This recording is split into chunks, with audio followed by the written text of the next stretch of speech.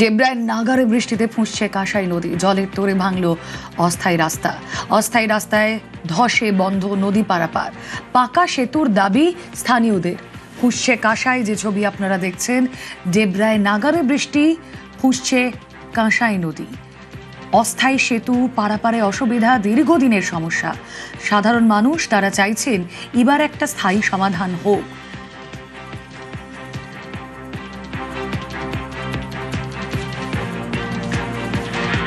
যে ছবি আপনারা দেখছেন, ভয়ঙ্কর ছবি। ডেবরায় নাগারে বৃষ্টিতে এভাবেই ফুঁসছে কাঁসাই।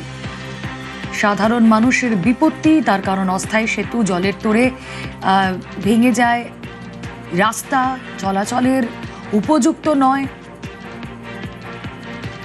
পাকা সেতুর দাবি করছেন স্থানীয়রা।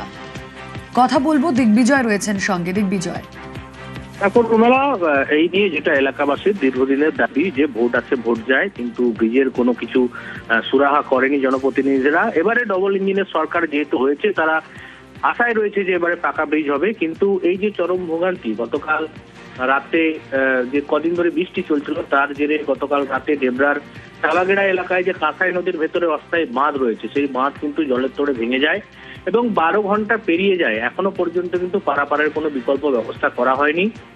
তুমি জানো, এর আগে আমরা অনেকবার দেখিয়েছি, এই এলাকায় কিন্তু মানুষজন দীর্ঘদিন ধরেই তারা ব্রিজের দাবি তুলেছে।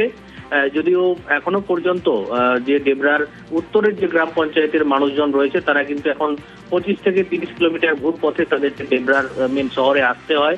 স্বাভাবিকভাবেই যে দীর্ঘ কয়েক বছরের মানুষের যন্ত্রণা, বর্ষায় কিন্তু আবার সেই যন্ত্রণা শুরু হয়েছে।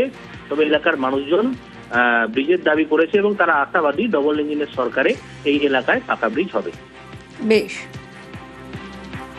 খুব কষ্টে রিস্ক নিয়ে পারাপার করে যে কোনো মুহূর্তে বিপদ ঘটে যেতে পারে। বাঁধ আজকের মধ্যে যে হারে জল বাড়তেছে, আজকের মধ্যে সকলে এসে প্রতিশ্রুতি দিচ্ছে, কিন্তু এখনো হয়নি। আশা করবো ডবল ইঞ্জিনের সরকারের কাছ থেকে যাতে আমাদের ব্রিজটা হয়।